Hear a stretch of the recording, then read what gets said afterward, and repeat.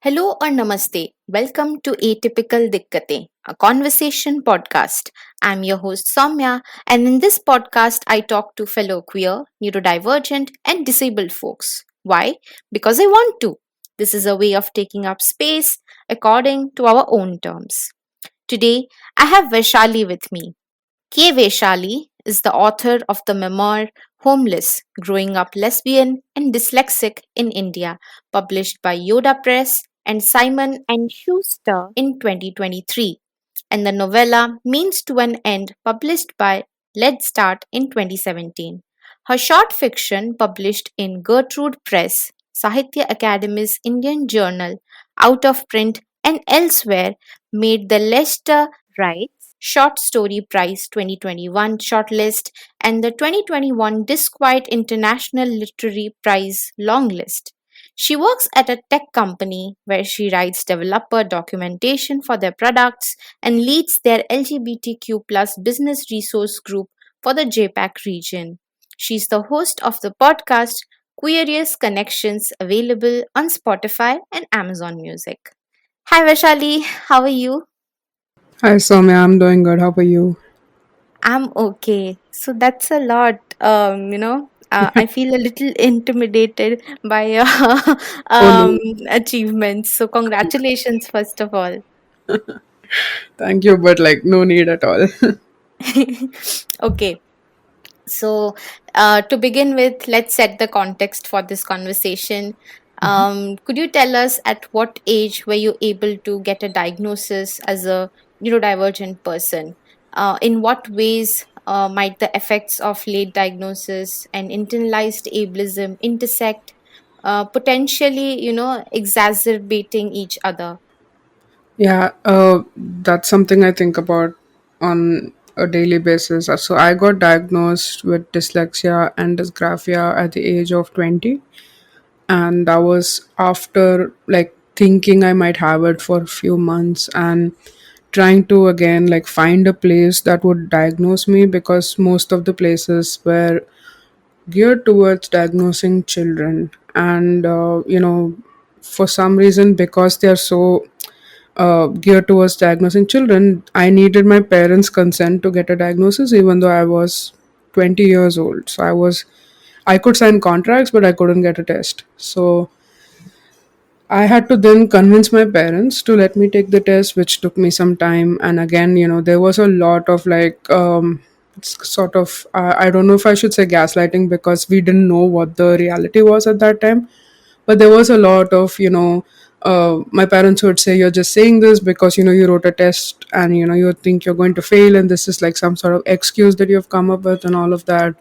So, I almost couldn't get the diagnosis. But then luckily, at that time, I saw that my brother also was showing a lot of symptoms of dyslexia, and my brother was 16 years old at the time. And there was this chance that, because his symptoms were more obvious than mine, like he would really struggle with, his handwriting was really bad, and he would almost always write P and B and D, like he would confuse these letters. So it was much more obvious. But for me, even though if I write quickly, I would do that mistake. But when I write slowly, I automatically correct myself before I write it. So it was not very obvious in my case.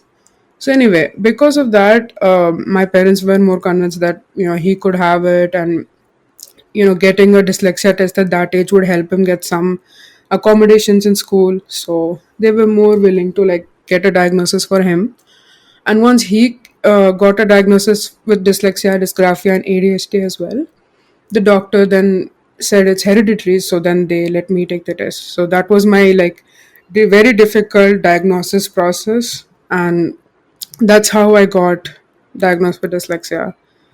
Anyway, and once I got diagnosed at the age of 20, it was very shocking because I don't know, I feel like I have lived my entire life by then, like at least in school, which is the place where I feel like dyslexia was the make or break. Kind of like knowing that I had dyslexia would have really, really made my life so much easier in school, because I don't know what kind of accommodations I could have asked for without knowing that I had dyslexia. So for example, like I grew up in Chennai and then I moved to Bombay, so I had to like change my second language from Tamil to Hindi. And as a dyslexic person, any like second language is hard. I mean, language is hard, full stop. But like, I was writing in three scripts because of that, and that created a lot of issues for me that my brother didn't go through because he never learned Tamil. So stuff like that, I feel like could have been more easy for me if I'd gotten a diagnosis early, because I also was showing symptoms that were very obvious, that if a teacher had paid 5 minutes of attention to me, they would have known that I am dyslexic and I could have like gotten a diagnosis early. So yeah, so getting a late diagnosis made me very angry for those reasons, because my life could have been so much easier. I had to repeat the seventh standard because I moved from Tamil as my second language to Hindi as my second language, and I couldn't cope. And I also had to drop out of multiple degrees. Like when I got the diagnosis, just one degree, but like after that also I couldn't finish a master's in economics. I had to drop out after the first semester, all because I couldn't get the right kind of accommodations. Because I didn't know how to ask for the right kind of accommodations, because I was diagnosed late, like I really didn't know what help I needed, because right after the diagnosis I joined a course and I was struggling there. Anyway, so all of that was going on in a very obvious way where I could see that I'm struggling, but then there were also like other struggles that I couldn't see were related to dyslexia, where I would be very hard on myself. Like, especially keeping track of time is something I later recognized as a very dyslexic problem, but I would always be ridiculed for like being late, or like for like not knowing what time it is, being very bad with numbers. Like for example, I'll buy something and my mother would ask me how much it costs, and I could never tell her because I would never remember the number. And there's always this joke about how I'm bad with money because of that, which is not true. It's just that I don't remember the number. So a lot of like it's very hard for others also to see that these problems are related to dyslexia, and it was hard for me also to see in the start. So I would be really hard on myself that why can't I remember these things, or like why am I like I can't remember people's names. So again, like being in social situations where if you don't know the person's name or where you know them from, it's very hard to like even like it creates a lot of anxiety. And I still um do always think, I always compare myself with other people and I say, okay, this person can read this much in so much time and they can write so much so fast. Why can't I do it? And it takes me some time even now to think, okay, no, it's dyslexia. That's why I can't do it. It's not like I'm not trying hard enough or I'm being lazy. So there's always that, I guess, the diagnosis when it comes late, it almost becomes like uh, it becomes so hidden. Like you're not. It's not first nature yet for me to look at myself as a dyslexic person. So it's always something that I think of as a reason very very late, when I'm already being hard on myself, when I'm already trying things that I am not suitable for. And because of that, I think I sometimes have a lot of anxiety around a lot of things that I force myself to do. So I feel like definitely the late diagnosis and the internalized ableism make it really worse. If I was diagnosed very early, when I was making, forming my thoughts and, getting to know myself as a person, I would have factored in the dyslexia part, which I didn't get to do. I didn't get to even like, I feel like even absorb that fact. Like it's been 11 years since I got the diagnosis, but I don't think I have completely accepted it. And even if I've accepted it, I've not completely think of myself that way yet. I don't know what I need to do that. But because of that, I feel like I get a lot of these issues. Yeah, I think I haven't processed my diagnosis either. Right. Like I got officially diagnosed with autism this year only in May, and I have not processed it. It's still a journey. But hearing you, I also realized that we know so little about other disabilities. So I want to know more, and I'm sure like it will benefit others as well. Can you tell us more about what's it like to be dyslexic? What's the difference between dyslexia and dysgraphia? What does it feel like from the inside? Because whatever we see and talk about is always from the outside, from a very medical model. So yeah, what is it like from the inside? Can you give us a bit more insight about that? Sure. So I think one of the hard things for me while I was trying to figure out what dyslexia was the terrible lack of literature and representation in media. I know that's common across all neurodiversities, but I generally see at least there are some representations of autism, some representations of, ADHD and all of that, but this nothing on dyslexia except Tarism in per, which is terrible. So for me, all I had to understand what dyslexia was me and my brother. And we were the only two dyslexics I knew, apart from, some celebrities that are, rumored to be dyslexic, and I don't really know. But so anytime something happens to me, I would ask my brother if he has the same issues. Although, people with dyslexia are very different. It's not like I would have the same trouble as my brother. But, that's how I have learned, and I still don't think my knowledge is like complete or correct most of the time. But that's why I give that big disclaimer, because I really don't know which is caused by dyslexia and which isn't.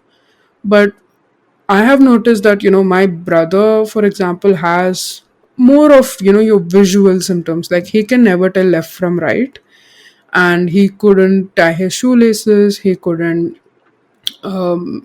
spell correctly. He's very bad at spelling, and he also he also cannot pronounce words correctly. He has difficulty remembering words and all of that. I also share a lot of these problems, but I have a layer on top of everything that helps me sort of figure out which is correct. So for example, left and right, if I'm telling directions to somebody, I always take few more seconds to second guess and figure out which direction's really left and which direction's really right when I'm telling them. So I kind of tend to get it right. But at the same time, I realize, when I go to yoga class and I'm really like doing yoga, not really thinking much, when the yoga instructor says left, I always go right. And the entire class is like stretching leftwards, and I'm always stretching rightwards. And it's always a joke. And like, many yoga teachers, they just laugh, or like they, whatever, they don't really understand. And when I tell them it's dyslexia, they never know what that means. So they're always like, oh, sab kuch nahi hota hai, or, something like that. But, so, it shows up in these weird ways. Like, I never expected it to show up that way. And I always thought, okay, I'm doing something wrong. I never realized I was doing it the opposite way till they pointed it out to me. So, it shows up like that. But for me, the my struggle with dyslexia has been very abstract. So, I can't tell time. Like, I can't read an analog watch. That's because I cannot remember which side is clockwise and which side is anti-clockwise. So if you give me a watch and ask me to read it, I might read it anti-clockwise. So you see, that's a very like there's a flexibility in my mind where I do not have to do it the way everyone does it. So if there is a competition tomorrow where you have to read the clock anti-clockwise, I would excel at that. So there is like a gift there, but it's useless because nobody's really going to ask me to read it anti-clockwise. But so I have that trouble, and sometimes it seeing what time it is shouldn't take a lot of brain power. So I tend to keep an digital clock with me, and I never use an analog clock. And my other issues, I think I read very slowly because I feel like I've written about this in my book, and the reason I wrote about dyslexia in my book, Homeless, was because I wanted some literature out there that talks about dyslexia and talks about dyslexia for Indians, especially because we learn so many languages. And I talk about how I read, and I actually have shown a passage from one of the books, and I have written how I read it. So it's like I read a lot of the words wrong, I tend to skip over lines. Tend to complete words in my head wrong, and reading itself is very slow. And I think that's because I don't read words as words. I read words as images. And if two words look similar, I would mix them up. And that's why reading has been a big pain point for me all my life. And being a writer involves a lot of reading. So I think I really um, did that whole thing to like torture myself a little bit, becoming a writer. But that has been a very big issue for me, reading. And I'm also bad at numbers. Like I mentioned, I can never remember a number. So when I was trying to be an accountant at the age of 20, which is how I suspected I could have dyslexia, it's because I could remember tax laws word to word, but I could never remember the numbers in the tax laws. So for example, the rent allowance, home rent allowance, I can tell you the exact law, but I don't know if it's like section 13A, which it is, but like if it was section 113A or if it was 31A, I would always mix that up. So there's a peculiar problem that I have where numbers just I cannot remember. I have trouble remembering faces, names, and I also have trouble like recalling words and while speaking, and I have trouble spelling as well. I write D instead of G and G instead of D. That's the main mistake I make. And I can't spell words that are more than 4 letters long. Like they tend to be a little complicated, and words that have repetition, like a word like stood, STOOD, I might write it as STODD, stuff like that. So I make that mistake, and it's more obvious when I'm writing quickly because I don't have the time to self correct at that time. And when I was young, I would, if I'm unsure about a spelling, for example, the spelling of, let's say, neuroqueer, what I would do is I would write all the different permutations and combinations of the spelling in my rough book, and I would then see which one looks visually correct. So I think that really talks about how, as a dyslexic person, I can tell what spelling is correct. It's always very visual for me. So, yeah, those are some of the issues that I have had as a dyslexic person. Now, coming to dysgraphia, it's a completely different thing. So, dysgraphia is a disorder in writing, and the way it manifests is it's like there is some trouble in the connection between the motor cells in my fingers and my brain. So it's almost like my hands have a very different IQ from my brain. So this manifests in, like, sometimes it manifests in funny ways. Like if suppose I was a waiter and I had to pick up like 5 bowls and 2 trays and like multiple spoons. There's a correct way of doing it, right? You put it stack it one top of the other. You put the spoons in one on the top in the top bowl, and you take it that way.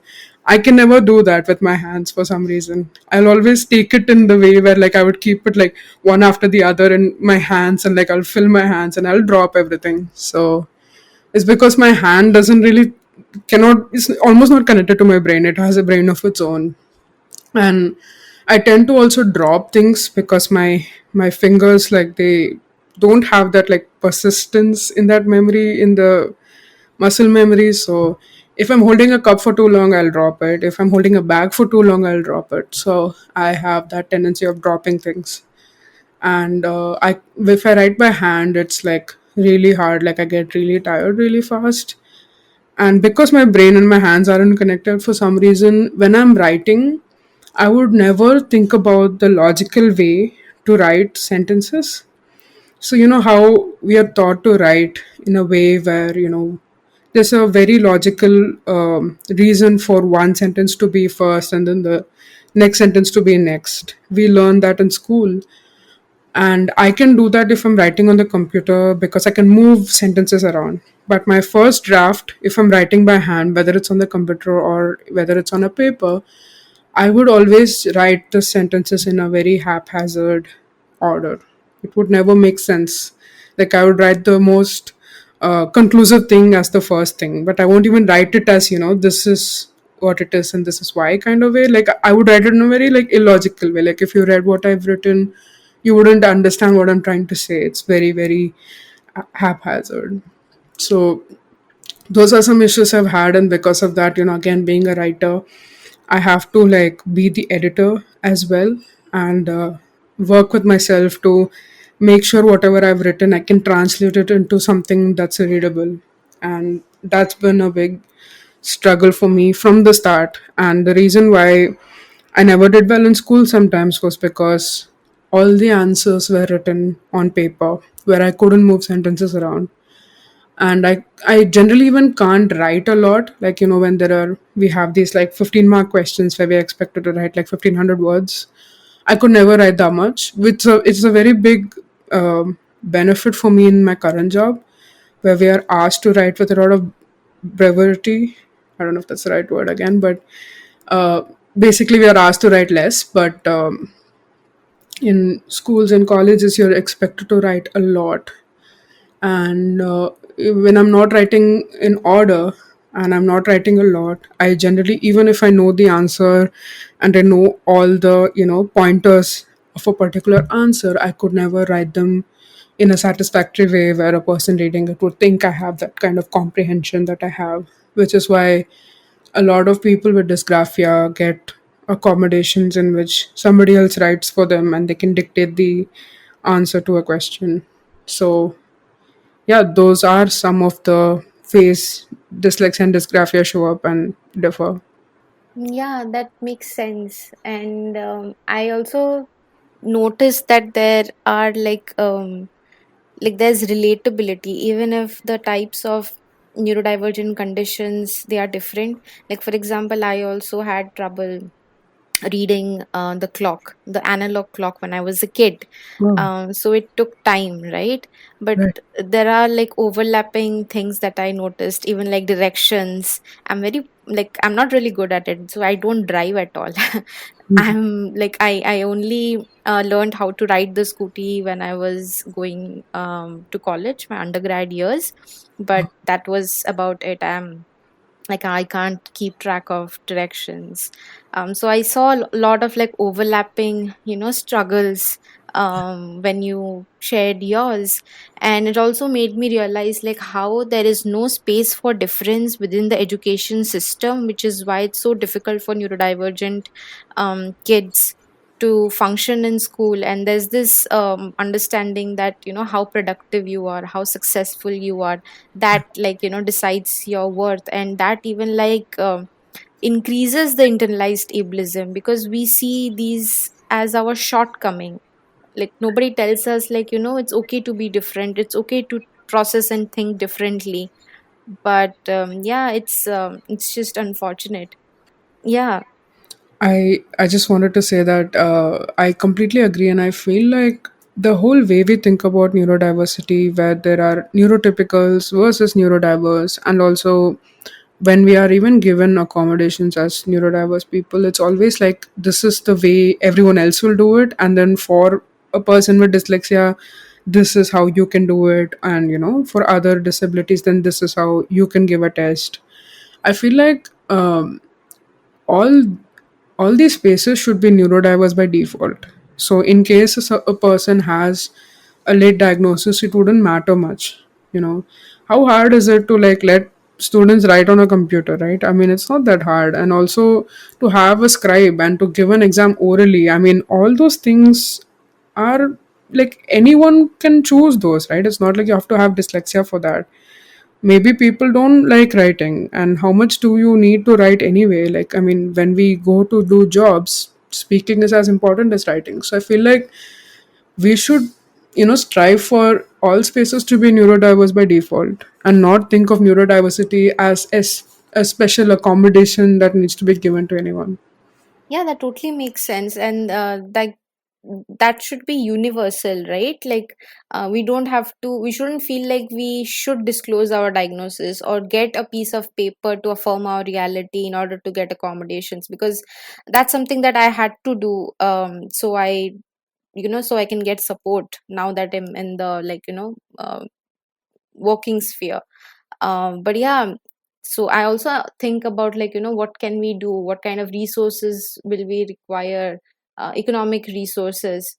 And like how do we go about it, given that the education system is so not inclusive in India. um these are ideas that are there, but how, like, how do we bridge the gap between, like, implementation and these ideas, is Yeah, something that I keep wondering about. me too. Yeah. So, we talked about your experiences as a neurodivergent person, as a late diagnosed neurodivergent person. So, can you tell us more about how do the experiences of being both queer and neurodivergent differ across social identities such as class, caste, and gender, and how that also impacts access to resources, and acceptance for queer and neurodivergent folks in our society? It's a great question and something again I think about a lot because I feel like intersections can make a person's life better or worse. And, in my own experience, when I look back, being queer and neurodivergent could have been a lot better if I had got to choose what class, caste, and gender I was. But, I think there were there's always benefits, but there's always the downside of being, for example,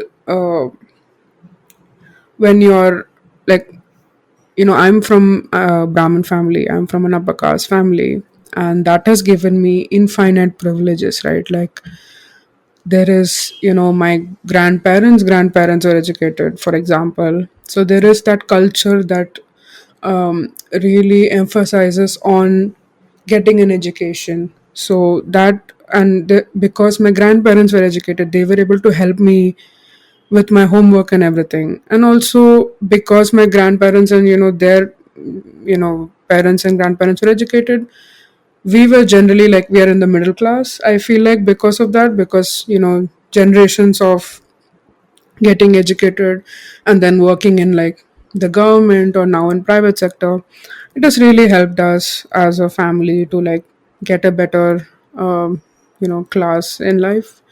So, and because there is like, we can say there is no discrimination with caste, but like that's really not true. So me being from upper caste opens doors for me. When I go to an interview, it's obvious, right? And I tend to be uh, preferred favorably because I'm from the upper caste, and the person who is on the other side is also from the upper caste. And there is this book called Caste Mat, like I forgot the name of the book, of course, but yeah, there is a book that talks about how many people from lower caste are actually in leadership positions in many of the companies in India, and it's like 2% or something, which is something I actually think is like, it's obviously outrageous, but I feel like, wow, 2%, because I thought that it was even less.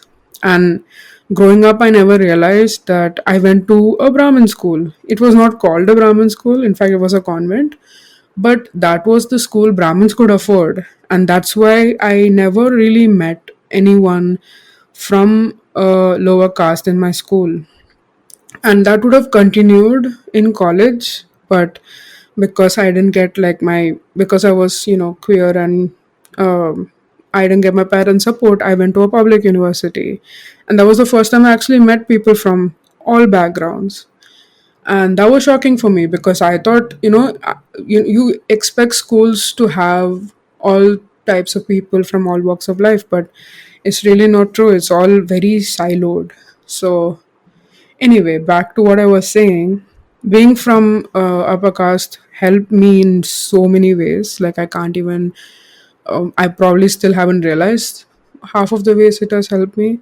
But also, like, it has had its like downsides. Like, being from a Brahmin family, it's always about our caste is supposed to be very chaste, and having a sexuality is like a nightmare. Like, nobody even thinks about like another person's sexuality. So, being a lesbian in this space where you're totally asked to like not prioritize your sexual well-being at all has been difficult, because I think my parents are still very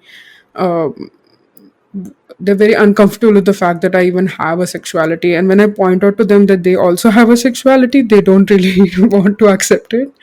I just have to talk about my sexuality because nobody else is going to talk about it. Or, I'm not going to be treated in the way I have to be treated for the sexuality that I have unless I talk about it. But it's not like I'm like a sex maniac or something, but that's how they think about when I say that I'm a lesbian. It's not like I'm trying to say that I'm a sexual being. I'm actually trying to say that this is the gender that I'm attracted to. And anyway, it's a whole thing. And then on top of that, being dyslexic in a Brahmin family has created hell for me, because there is so much pressure in my family to come to be really good at education, that I think half of the physical abuse I went through, like, I mean, not half, like 90% of the physical abuse I went through in all my life was because I was dyslexic and I didn't do well in school.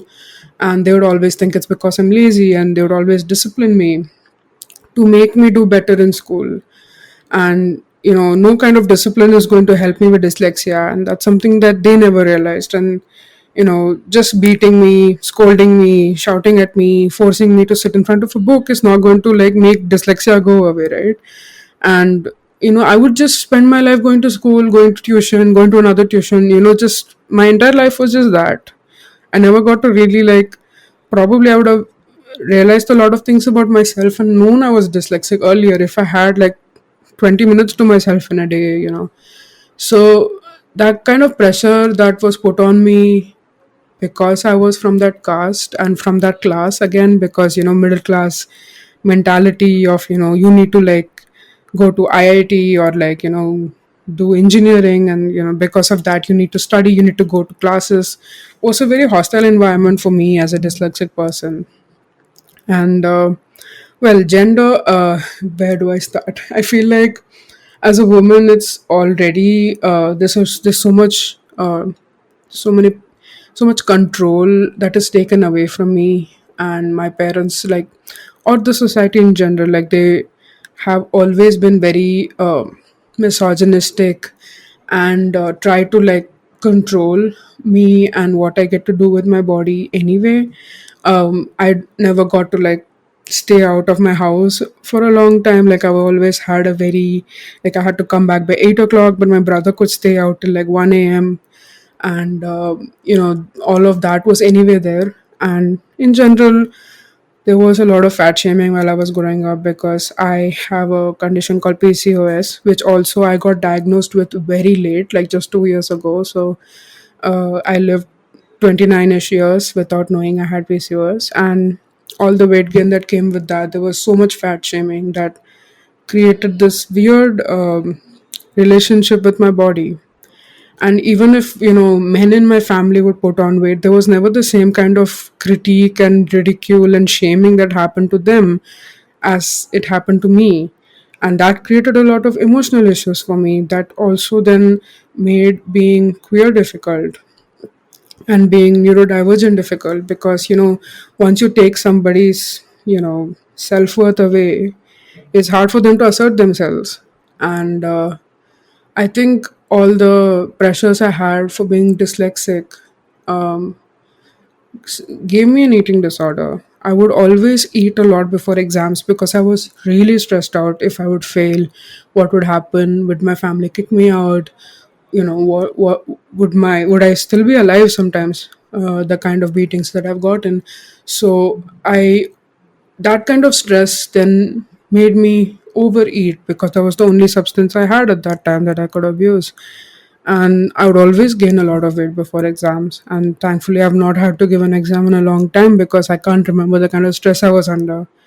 I recently went back to a university for a short course, and that really sent me back to all the times when I would, there was physical, like, you could, like, the examiners would always ask me if I'm okay. That was the kind of stress that I felt. Like, my hands would go cold, and I would start like shivering before every exam, during every exam.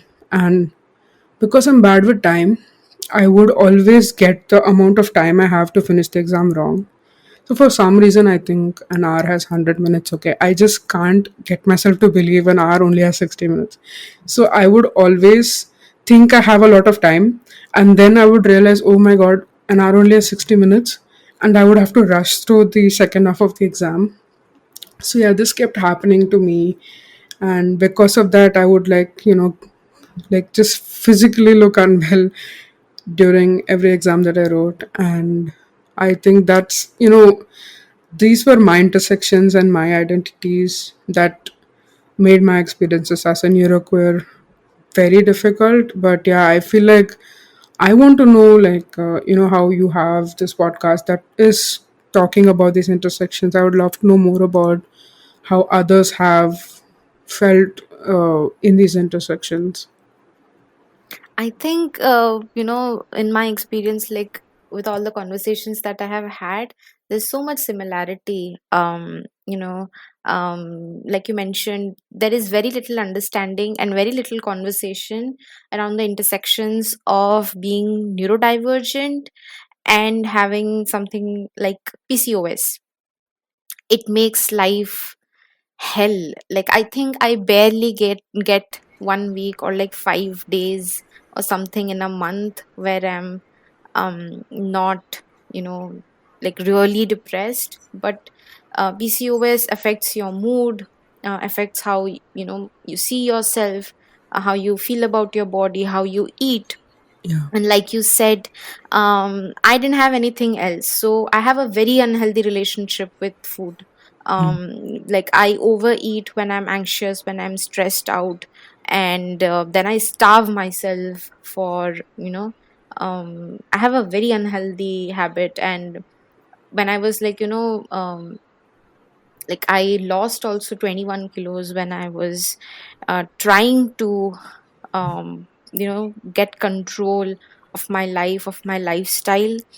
But that I realized later on that that was also like a very unhealthy way of looking at myself and trying to better my lifestyle. And that realization came to me after a long time. But I see so many overlaps between our experiences, though we come from different positionalities. And a lot of it happened because I didn't have the language, or I didn't know what was going on. I didn't have the support. And it's been like a running theme with all the episodes, all the guests so far. So yeah, I have a question, like how might the experience of imposter syndrome differ for individuals who identify as both neuroqueer and who are part of the queer community? Because, even if I have my diagnosis right now, like you said, some of the symptoms are so visible and some are not, but we are still, because we are conditioned to think that way, we think we are just being lazy. And these are not real challenges. So even I experienced that, and I have heard this thing with with my other guests as well. So what are your thoughts on it, and how can allies or mental health professionals contribute, or in society in general, can contribute towards creating a supportive environment for neuroqueer individuals? Yeah, the, I I can't stop talking about imposter syndrome, but before that, I would love to like talk a little bit more about PCOS, because the whole weight loss thing that you talked about, I think I've always experienced, that unhealthy way of wanting to lose weight when there is a lot of shaming happening and a lot of comments on my weight. And I've gone to an extent where I think I went on a like completely what do you call it, when I was 16, I went on a water fast, or I think I was only eating soup or something, and I fainted so many times during the day. And my family never really thought that was something they should like. They always said don't do it, but like not in the way that they should have. um because I guess they also wanted me to lose weight, and they thought, okay, maybe like I would, or whatever. Like they let me put myself in that unsafe space where I would just have soup every day for a week, and then I would faint so often, and I would never tell anyone because I was scared they will stop me, and then I would stay fat or whatever. Like that anxiety of being looked at as only fat for so long, you know, makes, I think, people who are otherwise, like people like me who are generally sensible, also makes so many risky choices and unsafe decisions for themselves, and put themselves in so much danger and put their bodies through so much hell.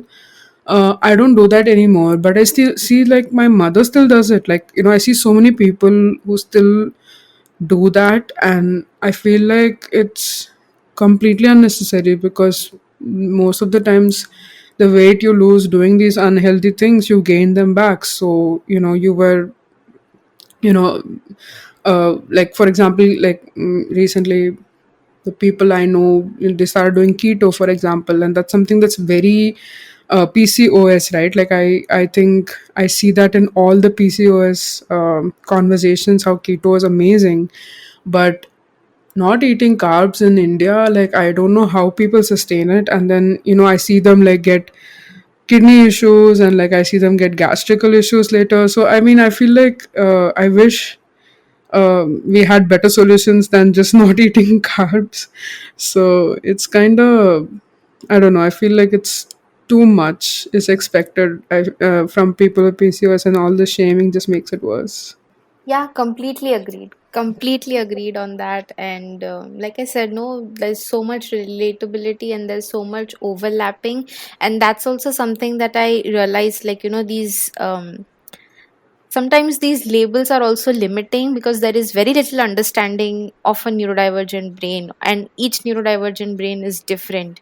So while that language, that those labels help us articulate some of the things that we are going through, that we are struggling with, and we can get support, but there's so much more that needs to be done, so much more research, and to actually look at these intersections, and how they affect individuals across intersections. Yeah.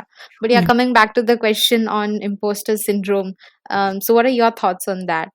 Yeah, I think I very recently realized that I've suffered imposter syndrome all my life, which is crazy, to say the least. But I shouldn't use words like crazy, but it's unbelievable, to say the least. But I realized that my imposter syndrome comes from the lack of people like me in places where I am. So right now I'm doing a job, and I don't see, like, I guess I won't see anyone having neurodiversity, but people do talk about these things, and I barely see anyone talk about their neurodiversity, and if they have a condition.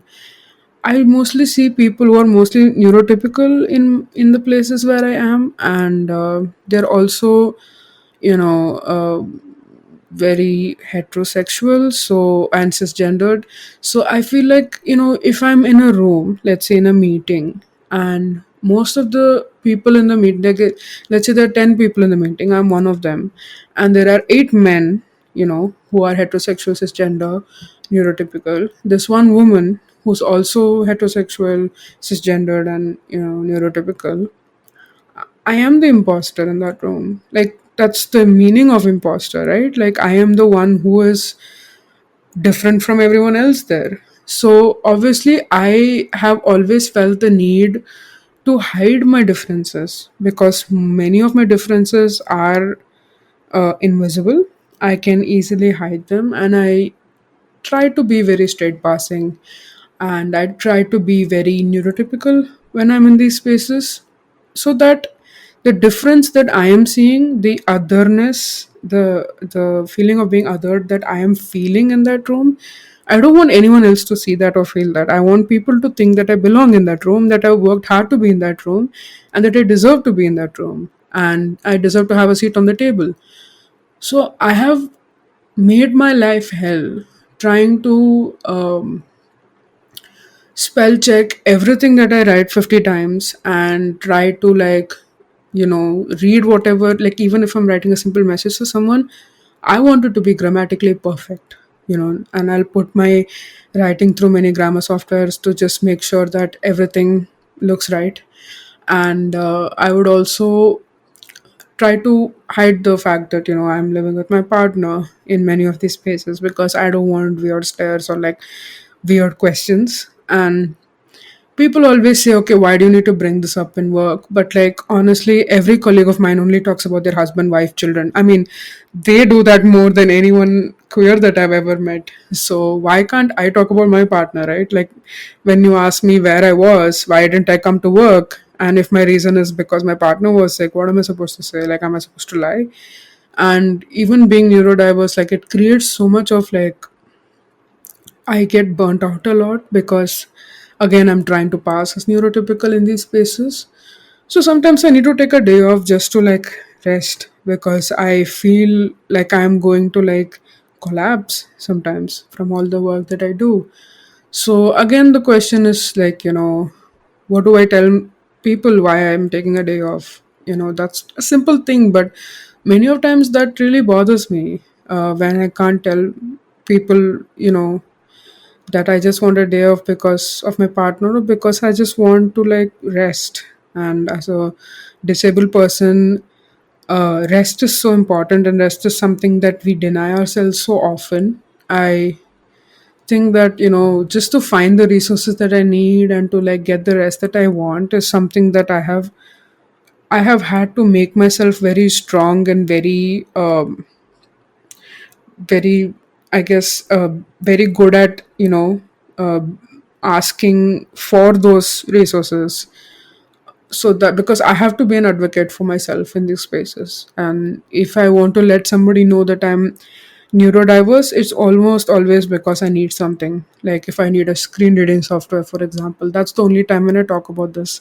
I never talk about it in general terms, because I don't want to be looked at as lacking in some way, so that next time when my performance is evaluated, I don't want people to remember that I'm dyslexic. So this is just like work right now, but in school also it was the same thing. It was always about hiding who I am, so that I can fit into a group, so I can have friends, so I can have people around me during the day, even though I couldn't feel more lonely with those people around me, because they don't know who I am. They assume things about me, and then like, I pretended to have a boyfriend, uh, and I pretended to have many crushes through school and through college, because I felt like I had to do that, if I want to be friends with women, because that's almost always what they talked about in the teenagers, at least. Like, when I was 14, 15, 16, it was always all about boys, like, always.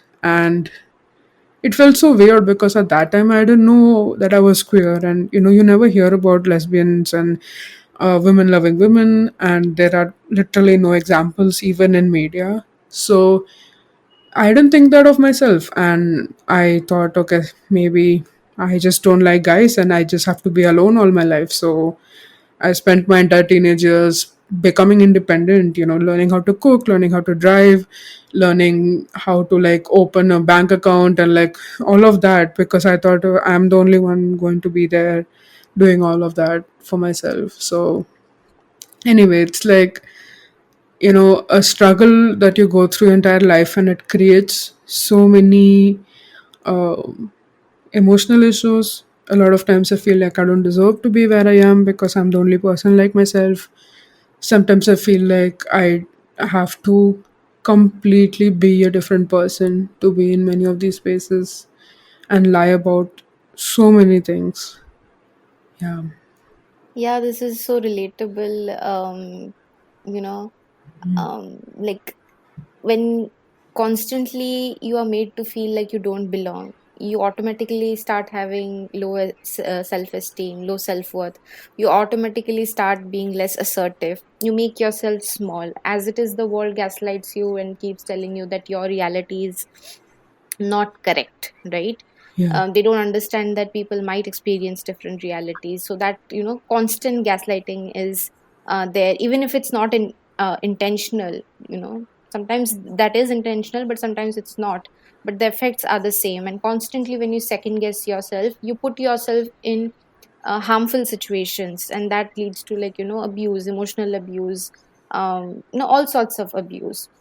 And what you said about masking, trying to pass off as neurotypical, trying to pass off as cisgender heterosexual person, that's also something that I relate with, pretending that you have, like, a boyfriend. Those things are very relatable, and I hear these similar stories in queer circles. So yeah, it's just a lifetime of grief, like, hiding your true self until you reach a point that you don't even know who exactly you are. I Yeah. also have lost so many friends because of this. I guess I never thought of them as friends because they never knew who I really was. But that has been a big journey for me, to stop talking to people who I can't be out to, because I was doing that for so many years and I was so used to doing that. I never saw that as a very unnecessary thing, right? Why am I doing that? Because invariably, if you have friends, they want to know about your personal life, they want to know who you're living with at least.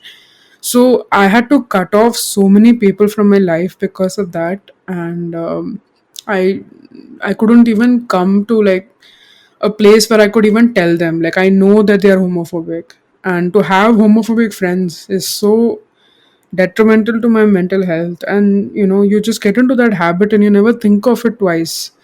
And even now, like, some of them, like, they message me on my birthday, and for some reason they don't have the sense of, like, not starting something with me on my birthday, so they would always message me like, why don't you talk to me anymore, why are we not friends anymore on my birthday? And I would just, like, not know what to tell them. Like, what, there's no handbook we get, like, as queer individuals, how to, like, stop being friends with your homophobic friends. Like, that's also something that I had to experience, very unpleasant emotions. And finally, then being in a space where now I'm like, okay, I'm only going to be friends with people who I can be out to. That was a decision I took, like, a few years ago, and that's helped me a lot. At least I don't have to think twice about mentioning my partner in front of them. So that's something that I feel like I should have done a long time ago, but I just never thought of it. Yeah, I completely relate, with you on this one, because I also learned it the hard way. And oftentimes, because of my low worth, because of my low self-esteem, because of masking, and having an internally fractured self, I didn't know it was, harming me. I didn't know it was emotionally abusive towards me. Like, yeah, it's been like a this is a very, the wounds are still there, it's not healed completely. And I wish I made that decision long time ago, being more assertive. But also, I think I've started that now, and I think, yeah, it's been somewhat better after that. But yeah, like, like, I wish there were no barriers, like, like, what I want to say is ki, homophobia, transphobia, it not just affects queer people, it also affects heterosexual sexual people who don't fit into the quote unquote social norms, the binaries that are created, right? So I wish we could do away with these oppressive systems, because it just harms, and then it becomes your responsibility to heal from it. And what with the lack of support in society, with the lack of support from the mental health field, because even the professionals are not sensitized that way. Like, very often people use their trauma informed, their queer affirmative, without even understanding the lived experiences, because they also don't come from lived experiences all the time. Now the reality is changing a bit. We have more neurodivergent and queer therapists and mental health professionals, but it's still like, that's not accessible to everyone. And caste, class, geographical locations, they create additional barriers, language. So it's very alienating, it's very lonely. And what are your thoughts? How can we improve on this, or what are some recommendations that you have? Yeah, I have been through that. I think the pandemic was definitely more difficult because of that.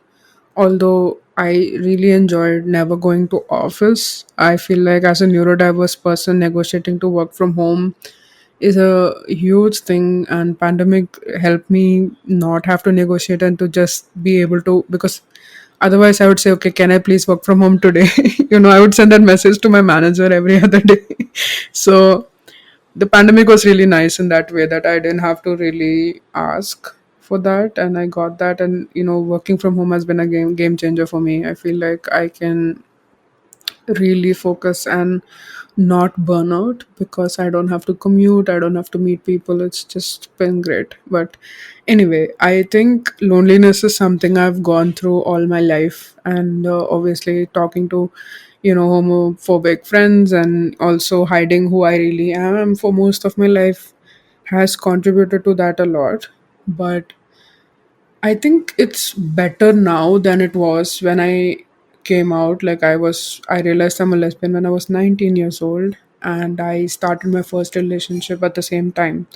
And back then, like, I think Facebook was the main social media platform, and I don't think there were many queer avenues on Facebook. Even if there were, I couldn't find any.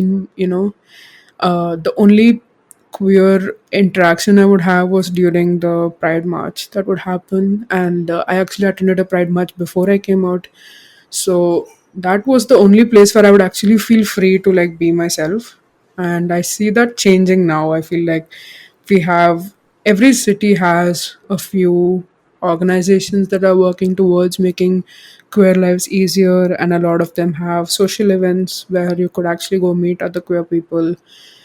In Hyderabad, we have Queer Nilayam. We have now we have something called the Queer Trans Center that's actually really doing really good work here. It's very far from my house, but I do plan to go there someday. And there are so many like WhatsApp groups now that for queer people. I used to be part of them when I was in Ahmedabad also, and we used to have potlucks and stuff. And now I'm part of a group with just women, queer women in Hyderabad. So all of that is so nice now. It's actually because of the pandemic, we have found a lot of these online spaces also, which are queer friendly or queer exclusive. There are Discord servers, and there are some Reddit communities that are active where a person can go reach out, find others, also get help, get advice. So that has been a really good resource for me in the last couple of years, especially since the pandemic. And you can just go listen to others and what kind of queer lives they're leading on Reddit and Discord. And that's very nice. Sometimes you don't really want to go be yourself in most of the time, but it's nice to know that there are other people out there who are going through similar things and who have figured out something that might help me. So that's been great. I have only met partners in real life, and in fact, the two people that I've been in relationships with, they didn't know they were queer till they started having feelings for me. So it's been, and I met both of them in universities. So with all that trauma, but that's when I needed somebody the most, and I'm glad I had somebody to get through those times. So yeah, it's still possible to meet people in real life, I think, because queer people are everywhere, even if they don't know that themselves, or even if we don't see them. It's just a fact that I read somewhere that 20% of the people are queer, so we are everywhere. So it's easy to think that we are in very cisgenders and heterosexual spaces, but maybe someone's queer. And yeah, that's been the way that I am now finding community. I'm trying to like build like we have events here, and I try to attend them. We had a queer comedy festival that I even like I did some stand up in that. It was really exciting and interesting. So I could I could make queer jokes, and I never thought I could do that. So that was a lot of fun. I think anyone living in cities, it's much easier. And even if you're not living in a city, there are so many online spaces and online meetups that happen. I'm so happy to hear this, because in my case, I can only socially interact to a certain point, and like I like honestly, if it hadn't been for remote work, I don't think I would have been able to work. Right? Like, yeah, I relate to that so much because it's just too much. Like, I can do 1 or 2 days maybe, and then I would like need like a month, to find that strength in me to go out again. So it's just difficult for me. And somehow, even in neurodivergent spaces, even in queer spaces, I always feel alone. And I think this is something which is very common with autistics. And every autistic person is different, but it's just like a constant feeling of alienation that is there. Um, I don't know why that is there. Maybe it's lifetime of rejection and abandonment, but yeah, I just feel alienated wherever I go after a point. So and that is something that I kind of like struggle with. But yeah, any parting thoughts, Vaishali? I also feel alienated in a lot of queer spaces. Especially these party spaces, and also I also think sometimes in general also I feel like, yeah, I don't know how to solve that. I completely hear you and I completely relate. And I think having a closer circle has helped me, like a few people that I sort of reach out to on WhatsApp, or like I have a call with or something. I generally think crowds are not for me anyway. So going to a space with like 20 queer people is going to feel alienating. But just having 2 3 friends has really helped me. And yeah, parting thoughts. Well, I hope that the neurodivergent queer people out there and neuroqueer people out there as well are taking care of themselves and being able to live their truths and feeling less lonely, and hopefully hearing some of my ways and thoughts, and maybe some like people were able to relate to that. And I hope everyone lives better lives. Honestly, I wish I could do more to help others. But yeah, I really thank you, Soumya, for like this having this podcast, especially in this intersection that I care about, and to create these stories and to put that out. Yeah, I hope someone out there finds a sense of belongingness in a community by listening to our conversation. Absolutely. If you're hearing this message, you have listened to the entire episode, and for that, I would like to thank you. You can listen to Atypical Dikkate on Spotify, and if you want to reach out to me, your host, Soumya, check out the Linktree link in the description. See ya!